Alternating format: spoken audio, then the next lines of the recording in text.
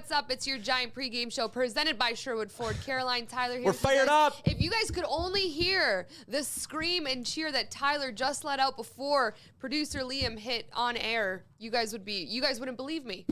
Yeah, I just felt like the energy wasn't here in this room. And much like the Oilers probably need, I felt like our pregame show needed someone to really rally the troops. Oilers need that too. Well, I hope that the Oilers feel your energy because they're going to need it here tonight. It's obviously the BOA. We don't need to get into that right now because we have to talk about the terrible back-to-back losses that the Oilers just faced, obviously to the Blackhawks, and then most recently the 5-2 loss to Montreal. The Oilers are 30, 22-4, fourth in the Pacific, 4 points behind Vegas. Tyler, this was a must-win against the Habs, and man, did they tank. At the beginning of the week, I said they need to go out and get all 6 of these points. I said, maybe if you get 5, that's a little excusable. They got 3. That's not good. When you look at the standings right now, if you would have gone out and just taken care of business against some really bad hockey teams, you would have been 1 point back of Vegas with a game in hand, 2 back of LA with a game in hand. You would have been in control of your destiny to some extent in the playoff race. And now you're sitting here and you're going to be looking, as you can see right now, you need Boston to win tonight. You need to beat Calgary. You need Vegas to go on a losing streak. You're no longer in control of your own destiny. And you have another murderer's row of competition coming up this week. They absolutely blew it against the Montreal Canadiens. There is no other way to put it. Honestly, and I hate to do this, but we have to talk about Mike Smith. I know everybody across Edmonton, across the league is talking about him. 24 saves on the night.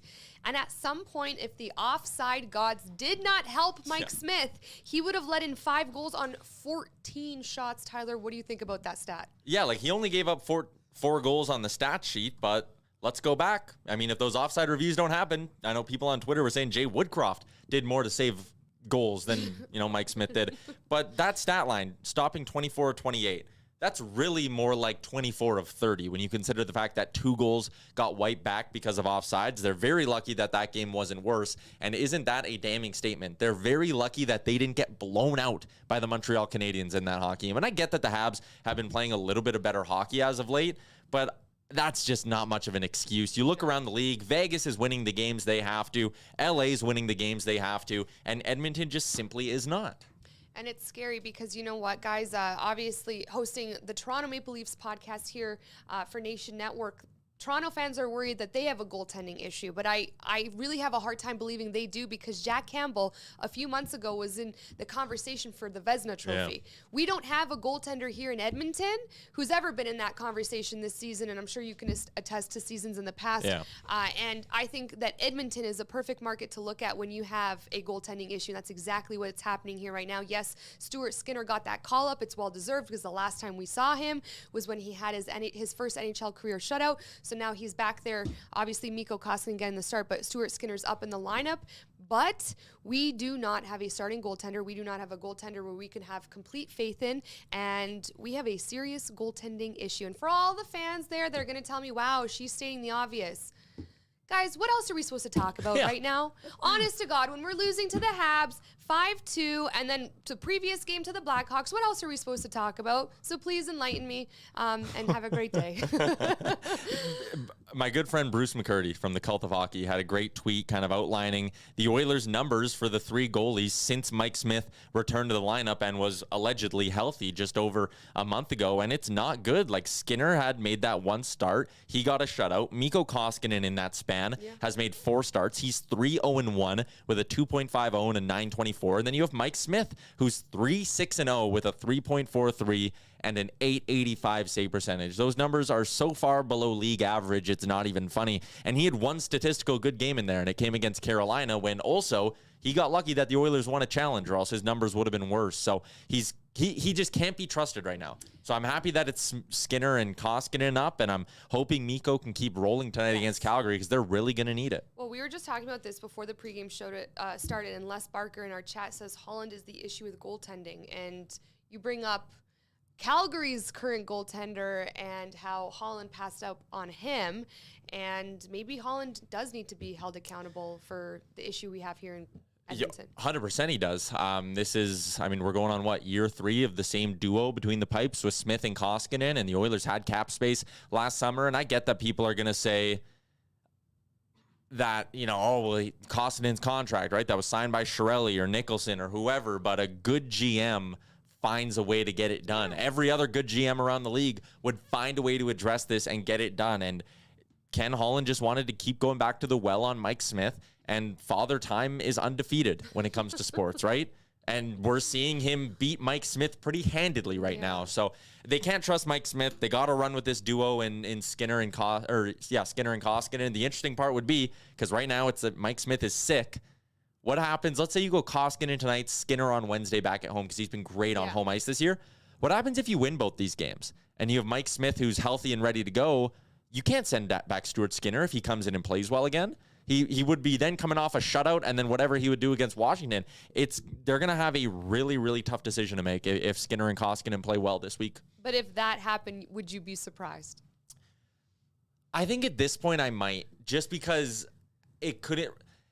The first time they sent back Skinner, you could kind of, like a little bit, I didn't agree with it. Not a lot of people did, but you could kind of see like, okay, they really want to get Mike Smith going because, in the past few years when he's gotten going, he's been solid for them, right? His hot streaks can be really, really hot. But now, if Skinner were to come in and play well again after Mike Smith has played a handful of stinkers, I would be really surprised if they didn't just keep running Skinner and Koskinen. Or maybe they just don't even give Skinner a shot. Jake makes a good point here, saying that Holland needs to be held accountable because he said he trusts our current goalies and he isn't making any changes. Now, of course, you guys know how I feel. I don't think anyone on a team or within the organization should be bashing the players in the media, but sometimes changes need to be made. Yep. What do you think? Do you think a change should be made at this point in the season? So I think you need to give Skinner and Koskinen a little run here. You have 2 weeks. The deadline is 2 weeks to the day. So you have basically 13 days to figure that out. And between now and the trade deadline, the Oilers are going to play Calgary, Washington, Tampa, Detroit, Buffalo, and Jersey. So 3 tough games, 3 easier games. I think you run with Skinner and Mikko, see what they can do. And if one of them falters, then I think you got to go give up that 2nd round pick for Braden Holtby, or you got to go give up that 3rd round pick for Anton Forsberg, or do something to give this team a little bit of a spark. But my move, if I was the GM, obviously I am not, I'm doing a pregame show. My move would be give Skinner and Koskinen each 3 starts out of the next 6, or maybe you split it up 4 and 2. And if they handle it well, that's your duo for the rest of the year. If they falter, you got to go get someone. Missing the playoffs isn't an option. Love it. All right, guys, let's talk about the couple positives from that game. We've been talking about Evander Kane like a lot on this show, so we don't need to rehash everything and the thoughts that we feel about Evander Kane. We know that he got a goal on the night. Another guy who got a goal on the night, Ryan McLeod, and someone in our last pregame show that a lot of you Oilers Nations fans saying that you want to see McLeod back with Connor on that line and Warren Foegele moved. So that's exactly what we got, and McLeod getting a goal on the night. Yeah, he got a goal. McDavid and McLeod played 9 minutes and 40 seconds together in that hockey game. They outshot the opposition 6-4. They outscored the Habs 1-0 in that span. I think the Oilers found a trio that worked there. Warren Foegele clearly wasn't going to be that guy for the Edmonton Oilers on the top line. He's more suited in a 3rd-line role. And what was actually interesting is the way, one, the Oilers benefited from that change, but Warren Foegele did as well. That 3rd line that they had of Foegele, Devon Shore, and Derek Ryan actually outshot the Habs 5-1 at 5-on-5 in their 9 minutes together. So they were actually a pretty good trio for the Oilers as well. If I'm Jay Woodcroft, again, I'm not. I'm doing a pregame show. I would keep the top 9 the same as he had last game because all 3 of them managed to outshoot the Habs. Alex Wolf is starting a hashtag in our chat saying Tyler for GM. I would do it for very cheap, Ken Holland. Very cheap. Or Daryl Cates, I suppose. Ken Holland wouldn't be the one hiring me. All right, you ready to move on? Because we got a big game tonight. As you guys know, Battle of Alberta in Calgary. Guys, Calgary killing it right now, first in the division. Big 4-3 overtime win against Colorado, which we all know what Colorado's doing this season. Johnny Gaudreau is the guy who's been talked about around the league. Pretty solid season, 71 points right now, team leading. He had a goal and 2 assists against the Avs the other night. And this is going to be a tough game for the Oilers for obvious reasons. But this Flames team is also built with a lot of good players who, let's be honest, have no problem showing up. However, stats kind of favor us, huh, Tyler? Yeah, in this head-to-head matchup, absolutely. The Calgary Flames, I mean, they've been one of the best teams in the NHL as of late. Since the calendar flipped to 2022, they're 7th in the NHL in points percentage. Since February 1st, they have an .893 points percentage. That's the best in the NHL. Also in that span, they are 1st in goals for per game and 3rd in goals against per game. You mentioned Johnny Gaudreau. He and Matthew Tkachuk, since January 1, tied for 1st for most points in the NHL. It's just been an absolute tear. You talked about that win over Colorado. They beat Colorado in a game that the Flames started their backup. They went Daniel Vladar. They didn't even need Jacob Markstrom in net to win that hockey game. They will have Markstrom tonight, though. But the Oilers actually have some pretty good numbers. And as you can see here, McDavid and DRAISAITL against Calgary, their career numbers, unreal. McDavid, 26 goals in 32 games. He actually has 9 game winners in that span as well. Think about that. 32 games, 32 battles of Alberta. Connor McDavid has 9 game winners in that span. That's insane. Him and DRAISAITL have picked apart the Flames, almost each averaging 2 points per game since the beginning of last season. And Mikko Koskinen actually has some pretty good personal numbers against the Flames as well. A .913 save percentage against Calgary in his career. I think there's 10 games, 9 starts mixed in there. So if you want to be optimistic, there's your optimism. The Oilers Stars have come to play against Calgary. They're 2-0 against the Flames already this year. And Edmonton tends to just kind of play to whatever level their competition is. We've seen that. Yeah. Look back at the road trip. They played well against Tampa. They beat Florida. They played pretty well against Carolina, considering the situation. And then they go play the bad teams, and they play down to the bad teams. So tonight, hoping the Oilers can find a way to play up to their competition. And it would certainly be playing up against a Flames team that has legitimate Stanley Cup aspirations. Man, Connor McDavid, that guy's pretty average, hey? Yeah. Almost 2 points a game over 12 games in his last 12 games against the Flames. It's insane how he just absolutely picks them apart every chance he gets. He's so freaking good, and obviously we're going to need a big performance from our captain tonight. Right now, let's head into the lines for the Calgary Flames. Yeah, let's get into it. I mentioned that top line of theirs, absolutely dangerous right now. It's Gaudreau, Lindholm, and Matthew Tkachuk. In their last 10 games, that trio has combined for 19 goals. The second line is Blake Coleman, Michael Backlund, and Trevor Lewis.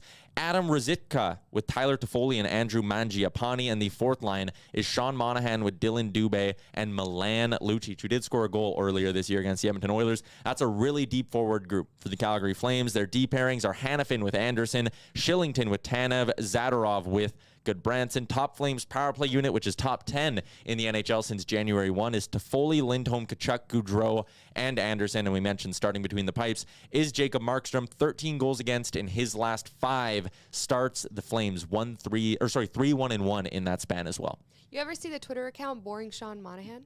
Very good. Funny, hey? Hilarious. It is good. All right, the lines for the Oilers, some shifting happening for the Edmonton Oilers. Yeah, a little bit. Some changes going to be made, but I do believe the top 9 is going to stay the same with DRAISAITL, Kane, Yamamoto, McDavid, McLeod, and Hyman, Derek Ryan with Fogle and Shore. The fourth line last game had Turris and Benson as the extra forwards, but the defense is where things get interesting. So you have Nurse and Ceci. Bouchard's going to be a game-time decision. He's fighting a non-COVID illness right now. If Bouchard can't go, then the Oilers are pretty much going to be forced to go back to the 12-6 approach, which would mean probably Duncan Keith with William Lagesson on the second pair and Marcus Niemelainen with Philip Broberg on the third pair. That's not quite as deep of a blue line as the Calgary Flames have. If Bouchard can go, then they'll likely go 11-7. So basically that extra spot comes down to, will Bouchard play? If he doesn't draw in, then another forward has to come, and that would probably be Colton Sevier, my guess is, I think. Mikko gets a start as well. I mentioned Markstrom. In his last 5 starts, 13 goals against. In Mikko's last 5 starts, 13 goals against, and he actually is 4-0-1 in that span as well. So hopefully Mikko keeps up the good play. I love it. We got some comments here from Jake saying if the Oilers lose tonight, there's definitely a reason to panic in oil country. I'd say so. Hey? You're not pressing the panic button if we lose. I might be pressing the panic button, but if they lose to one of the best teams in the NHL, you can't be like, season's over, right? Like, they probably need to come out of this week with 2 wins or at least 3 points again against good competition, and they're going to need help on the out-of-town scoreboard as well. If they lose 4-3 to Calgary tonight, I'm not exactly hitting the panic button on the season, but it would be certainly concerning. Kylie says we need to come out, start this game fired up. We need to play a full hard 60 tonight, Mikko included.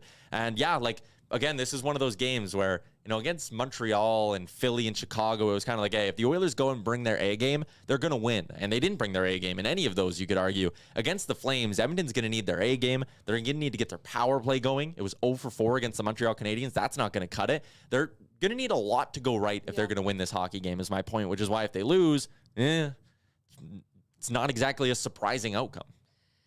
Oh, I think it's just so... deflating knowing that we just have the back-to-back losses that we do. So hopefully, and that's been a problem for them all year, though. Is like they drop these easy games, and then you sit there and go, "Well, that's how losing streaks start." Honest to God. Okay, hopefully not.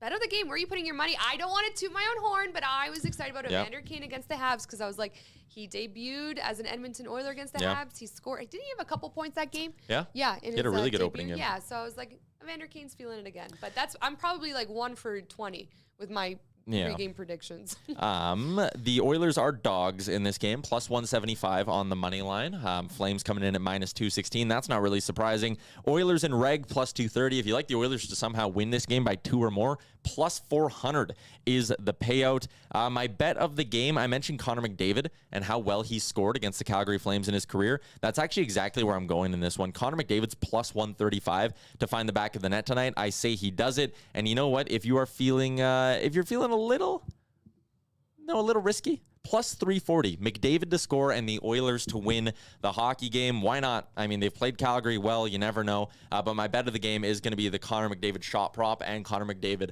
to find the back of the net. He's played well against the Flames. No reason to think he can't do it again tonight. So are you feeling risky? Would you encourage others to feel risky? Trust your gut. Yeah, I don't think it's the worst bet at plus 340. Like, there is some value there. And again, the Oilers have played back-to-back bad games. They've played up to their competition pretty consistently all year. It's not the worst idea to throw that McDavid Oilers win at plus 340, but I'm certainly I'm not overly confident, as I'm sure most Oilers fans are. Like Bearded Brad, the panic button has been pressed a while ago, and it probably has. And again, I outlined the playoff situation here. The Oilers are 5 points back of the LA Kings, 4 back of Vegas, which is 1 game in hand. Nashville's still in range, but Edmonton's 2 points back of Nashville, and Nashville actually has the game in hand on the Oilers. So it's not a great situation right now. It's officially scoreboard watching season as well for the Edmonton Oilers. So you're going to want to keep an eye on the Bruins and Kings game tonight at 5 o'clock. And need Halsey to step up for the Oilers. It's so funny because a lot of comments here on my side, too. I hit the panic button. This is from Will. I hit the panic button already after not having the lead in 2 games against 2 of the worst teams in the league. Yeah. Not even a lead. So, yeah, if there was a panic button right here that I could press after losing to the Blackhawks and the Habs, I'd say tonight. Because we got the Caps ahead of us. We got the Lightning ahead of us. And, again, we lost back-to-back games against a couple of the worst teams in the league that we should have freaking won. It does not get easier from here. If anything, we're climbing an uphill battle. Yeah, we are. And my apologies to Brad and Kylie. The Oilers are dogs. There we go. I forgot to ask you. Thanks, Kylie. Thanks, Brad. Jake mentions a great point. Would love to see Evander Kane fight someone in the BOA. Come on, we haven't seen him drop the gloves yet, and what a night to do it. Yeah, this is one where, again, the Oilers could really use something early on to set the tone. An Evander Kane hit, maybe it's Marcus Niemelainen stepping up with a big hit, or even just a big early goal to take the Saddle Dome crowd out of it. The Oilers need to hit them early, need to hit them often. It's going to be a really, really tough game, but let's end the show with a little bit of optimism. Yeah. If you win this game and you can get on a bit of a roll, 3 tough games this weekend, 3 easy matchups the week after, maybe this can be a momentum maker for the Oilers, a real turning point in their season. You beat your rivals, you go on a run. Who knows? I agree. Let's end the show with some positivity. I came into the office today unsure of what the Oilers' fate looked like, but producer Liam and Tyler were like, nope, the Oilers are going to win. So they play the Flames well. Yeah, they play, and all the stats you gave us, right? Our big players hopefully will show up tonight like they have every other time against the Flames. And guys, it's going to be a fun one to watch, that's for sure. Thanks for watching our giant pregame show presented by Sherwood Ford. We appreciate you guys, and we'll see you next time.